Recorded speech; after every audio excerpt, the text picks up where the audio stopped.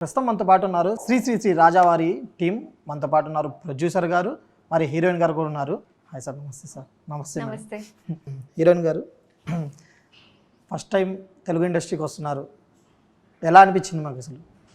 తెలుగు ఇండస్ట్రీయా చాలా బాగా నచ్చింది. ఓకే. బికాజ్ ఇనీషియల్ డేస్లోనే చాలా మంచి ప్రొడ్యూసర్, చాలా మంచి డైరెక్టర్, చాలా పెద్ద కాస్ట్ తో పని చేయడం అనేది I think it's a blessing. So I'm very happy. Kannada అనుకుంటా. అవును. ఓకే. మీకు దీంట్లో చేసేటప్పుడు ఎలా అనిపించింది? మీకు ఏమైనా లాంగ్వేజ్ పరంగా ఏమైనా కష్టంగా అనిపించిందా మీకు? అస్సలు కష్టం అనిపించలేదు. లాంగ్వేజ్ పరంగా అయితే అస్సలు లేదు. ఓకే. ఎందుకంటే కన్నడ కాబట్టి it's not, Telugu is not completely different మాకు. It's like it's a very brotherly sister kind of relationship. Kannada and Telugu సంబంధం ఉన్నట్టు కన్నడ తెలుగు ఉంటాయి. యా. సో చిన్నప్పటి నుంచి తెలుగు సినిమా చూసాం కాబట్టి ఇంకా ముందు చక్కగా అర్థమయ్యేది. ఇప్పుడు సినిమా చేస్తూ చేస్తూ I think I could talk also. అంటే మీకు కన్నడ ఇండస్ట్రీలో ఏమైనా అవకాశాలు వచ్చినాయా? నేను చేస్తున్నాను, కన్నడ సినిమాలు చేస్తున్నాను. ఏ సినిమాలు చేస్తున్నారు? 2 సినిమాలు చేస్తున్నాను. జూలై 18th ఒకటి రిలీజ్ ఉంది, ఆగస్ట్లో ఒకటి రిలీజ్ ఉంది. యా. ఇప్పుడు మీకు నాన్య నితిన్ గారితో చేయడం ఎలా అనిపించింది అసలు మీకు? Very down to earth person and initial days నుంచి చూస్తున్నాను. So I'm very happy for all his success. Okay. Yeah. Director గారు ఈ స్క్రిప్ట్ ఇది చేయాలి అన్నప్పుడు మీకు ఎలా అనిపించింది? నేను ఇది చేయగలనా, ఈ యాక్టింగ్ నేను చేయగలనా, ఇది చేయగలనా అంటే కొంచెం భయం ఉంటుంది కదా, ఫస్ట్ టైం కదా, మీకు అలా ఏమనిపించలేదా? నార్మల్గా చేసేసారా? అవును. లేదు, అది లేదు, అంత ఫియర్ లేదు. ఓకే. అంటే I think it also depends ఎవరితో పని చేస్తున్నామని. ఓకే. ఇప్పుడు అంత ఎక్స్పీరియన్స్డ్ క్రూతో పని చేస్తున్నప్పుడు ఆ కాన్ఫిడెన్స్ ఉంటుంది. ఓకే, చేయగలుగుతాను నేను చేయకపోయినా వాళ్ళు చేపిస్తారు నాతో అని ఒక కాన్ఫిడెన్స్ ఉంటుంది. అది ఉండేది. సో ఇంకా నర్వస్నెస్ ఏం లేదు. And we went very well prepared. సెట్కి వెళ్ళే ముందే we did little bit of work shop, photo shoots. So అప్పటికి ఆల్రెడీ తెలుసు, అందరూ చాలా క్లోజ్ అయిపోయారు. ఇంకా అంత భయం ఏం లేదు. ఓకే. ఓకే. అంటే తెలుగు ఇండస్ట్రీలో చాలా పెద్ద హీరోలు ఉన్నారు, చిన్న హీరోలు ఉన్నారు. మీకు ఫ్యూచర్లో తెలుగు ఇండస్ట్రీలో ఏ హీరోతో నటించాలని ఒక గోల్ ఉంటుంది కొంతమందికి. నాకు ఆ హీరోతో నటిస్తే బాగుంటుంది, ఆ హీరోతో చేస్తే ఒక్కసారైనా నటిస్తే బాగుంటుంది. అలా మీ ఫేవరెట్ హీరో ఎవరు Telugu industry? I really want to work with everybody. ఒక్కరి పేరు అయితే నేను పిక్ చేయలేను. I definitely want to work with everybody. I'm very greedy. Telugu industry తీసేయండి, కన్నడ ఇండస్ట్రీలో ఐఎమ్ వెరీ గ్రీడీ. మీరు ఏది బయటకు చెప్పట్లేదు. అందరితో వర్క్ చేయాలి, అన్ని డైరెక్టర్స్ తో చేయాలి, అన్ని ప్రొడక్షన్ హౌసెస్ తో చేయాలి, మళ్ళీ వేదాక్షరం మూవీస్ తో చేయాలి. So yeah. తర్వాత ప్రొడ్యూసర్ గారు రీసెంట్గా ఇప్పుడు చూసుకుంటే ఒక రచ్చ నడుస్తుంది టికెట్ల గురించి, సింగిల్ థియేటర్ గురించి అంటున్నారు. తర్వాత రేట్లు పెంచితే ఒక్కొక్క సినిమాకి వెళ్తే 1500 అవుతుంది ఖర్చు అని అంటున్నారు. దాని గురించి మీరు ఏమంటారు అసలు? అంటే డెఫినెట్గా ఏదైతే రైజ్ చేసినట్టు అంశాలు ఉన్నాయో అవన్నీ వ్యాలిడ్ అంశాలే. ఇప్పుడు సింగిల్ స్క్రీన్స్లో పరిస్థితులు చాలా ఇబ్బందికరం. అంటే వాళ్ళకి రెంటల్కి, ఈవెన్ చిన్న సినిమాలు ఇవి వేసినప్పుడు ఈవెన్ వాళ్ళకి రెంటల్ కూడా వాళ్ళు ఆ రెవెన్యూని కూడా పట్టుకోలేని పరిస్థితులు ఉన్నాయి. పెద్ద సినిమాలు వేసినప్పుడేమో రెంటల్ వరకు వస్తున్నాయి. ఇవేళ పెద్ద హీరోలు ఏందో అంటే 2 సంవత్సరాలకు సినిమా, 3 సంవత్సరాలకు సినిమా ఇలా చేస్తున్నసరికి ఈ గ్యాప్లో వాళ్ళు నలిగిపోతున్నారు. సో వాళ్ళకు ఉన్నటువంటి ఎగ్జిబిటర్స్ ఉన్న ప్రాబ్లమ్స్ వాళ్ళకు ఉన్నాయి. సో దీనన్నిటిని ఒక కమిటీ కూడా ఆల్రెడీ వేయటం జరిగింది. సో అందరికీ అనుగుణంగా ఉండేట్టుగా. అంటే ఒక కామన్ మ్యాన్ సినిమా చూడాలంటే ఒక ఫ్యామిలీ మినిమం, ఇప్పుడు సింగిల్ స్క్రీన్స్ ఎక్కువ లేవు. అవును, సింగిల్ మల్టీప్లెక్స్కి వెళ్తే మినిమం 1500 అవుతుంది. ఒక కామన్ మ్యాన్ డైలీ 500-600 సంపాదించుకునేవాడు ఒక ఫ్యామిలీకి సినిమాకి తీసుకెళ్లాలంటే అప్పు తీసుకెళ్తున్నాడు. అలాంటి దుస్థితి వస్తుంది తెలుగు ఇండస్ట్రీలో అని చెప్పి కొంతమంది చెప్తున్నారు. అవును, డెఫినెట్గా మీరు అన్నటువంటిది కూడా వ్యాలిడ్ క్వశ్చనే. సో ఇప్పుడు వెళ్తే పిల్లలు వీళ్ళందరినీ తీసుకొని వెళ్ళాలి. ఇక్కడ పాప్కార్న్ రేట్లు, కూల్ డ్రింక్ రేట్లు, ఇవన్నీ క్యాంటీన్లు చాలా అబ్నార్మల్గా ఉన్నాయి. సో దట్ వీటన్నిటి మీద కూడా ఏంటంటే ఒక కంట్రోల్, ఒక రెగ్యులేటరీ సిస్టమ్ లాంటిది పెట్టేసేసి వాటిని అంటే సామాన్య పౌరుడికి కూడా అందుబాటులో ఉండేటట్టుగా తేవడం అనేది ఒక ఉత్తమం. సో అందరికీ వినోదం అనేది తక్కువ రేట్లో అందాలి. సో డెఫినెట్గా దాని మీద చర్య తీసుకుంటారు, జరుగుతుంది. అంటే ఒక 1 year 2 years సినిమా తీస్తే లేదా ఇంకా 3 years 4 years సంవత్సరాలు పెరిగే కొద్దీ ఖర్చు ఎక్కువ అవుతుంది. ఇప్పుడు మేము 1000 crores 100 crores అలా డబ్బులు ఎంత పెడితే ఆ భారం మొత్తం ప్రజలపైన పడుతుంది. అవును. ఇప్పుడు అలాంటి వాటిని మీరు అరికట్టే ఏమైనా చర్యలు తీసుకుంటారంటారా ఇప్పుడు? డెఫినెట్గా ఆల్రెడీ ఒక కమిటీ వేయడం జరిగింది. దీంట్లో ఏంటంటే 24 క్రాఫ్ట్స్లో అందరి సమస్యలు ఏంటి అనేది వాటిని బేరీక్ చేసుకొని రేపు ఆ సమస్యను క్లియర్ చేస్తారు. సో నాట్ ఓన్లీ ఎగ్జిబిటర్స్, ఇప్పుడు అబ్నార్మల్గా హీరోస్ రెమ్యునరేషన్స్ తీసుకుంటున్నారు. సో ఈ మధ్యలో కొంతమంది లీజ్ థియేటర్లు తీసుకున్న వాళ్ళు ఉన్నారు. సో వీటన్నిటిని దృష్టిలో పెట్టుకొని ఎక్కడైతే ఈ గ్యాప్ వస్తుందో, ఈ రెవెన్యూ ఎక్కడికి పోతున్నదో, ఎక్కడ వేస్టేజ్ వస్తుందో, ఎక్కడ ఎగ్జిస్టెన్స్ ప్రాబ్లం వస్తుందో ఒక డెఫినెట్గా దానికి ఒక సొల్యూషన్ అయితే చేస్తారు. Okay okay.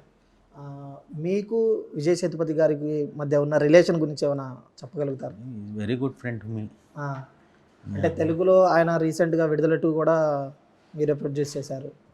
రీసెంట్గా ఇప్పుడు తర్వాత మళ్ళీ పూరి జగన్నాథ్ గారి సినిమా కూడా వస్తుంది. దానికి ఏమైనా తెలుగులో రిలీజ్ చేసేది లేదా? ఎన్ని రూమర్స్ కానీ అట్లాంటిది ఏం లేదు. నెక్స్ట్ మూవీ ఏదైనా ఉంటే ఉండొచ్చు. ఓకే.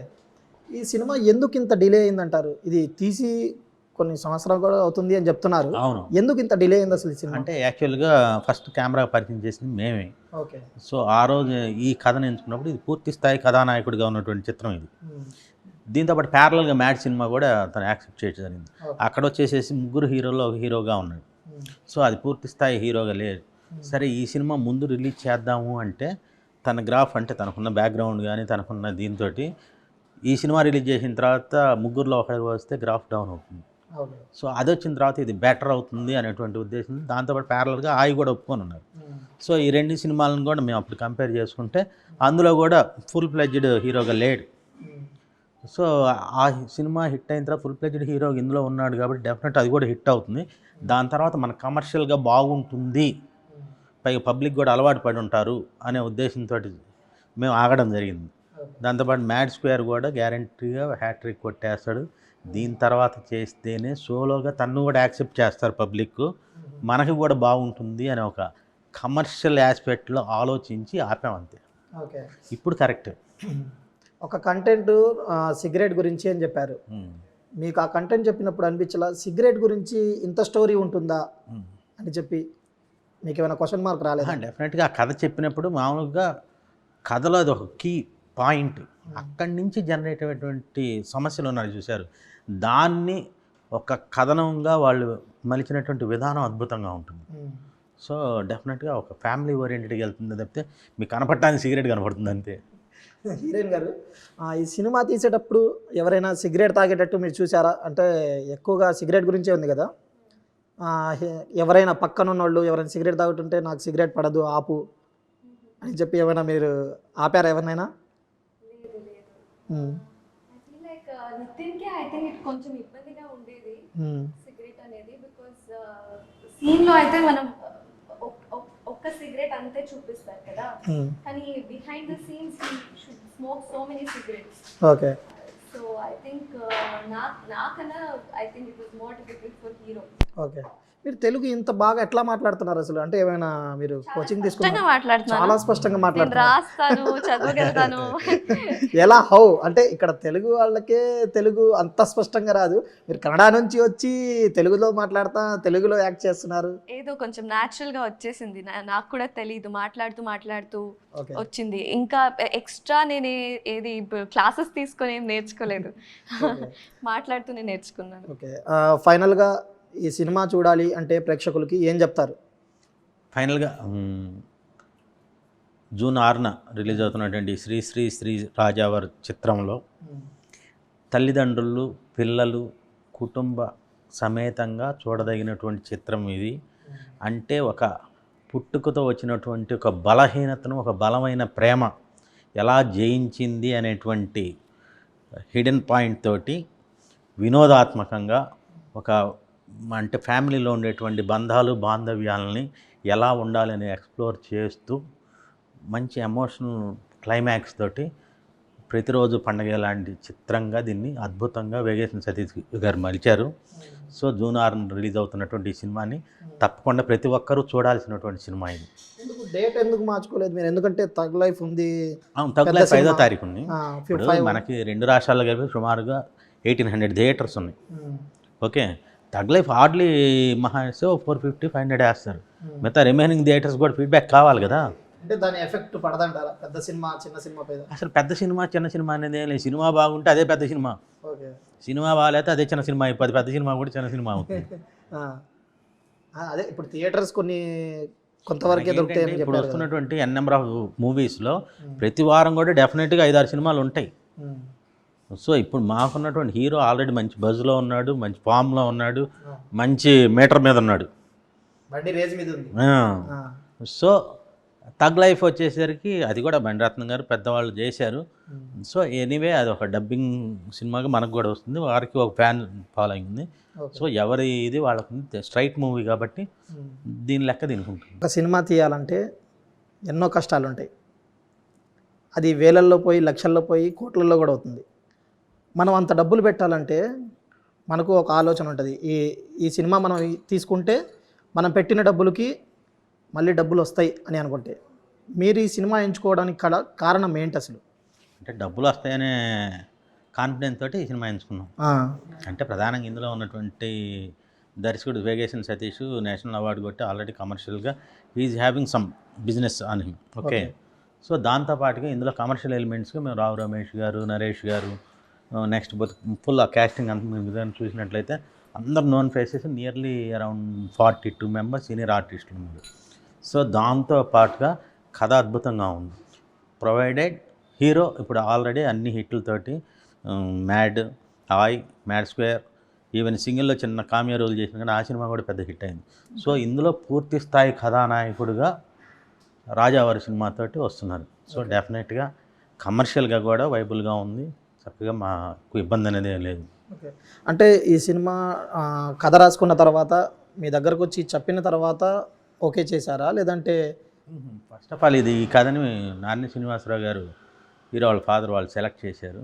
సో ఆ కథ తీసుకొని వచ్చారు. వాళ్ళే డైరెక్టర్ గారిని కూడా ఈ కథకు వేగేసిన సతీష్ గారు అయితేనే బాగుంటుంది అని చెప్పేసి అందరం కలిసికట్టుగా తనని సెలెక్ట్ చేసేసి సినిమా ముందుకు తీసుకెళ్ళడం జరిగింది. అంటే మీరు గతంలో కూడా సినిమాకి ప్రొడ్యూస్ చేశారు, రీసెంట్గా విడుదల 2తో బ్లాక్ బాస్టర్ కొట్టారు.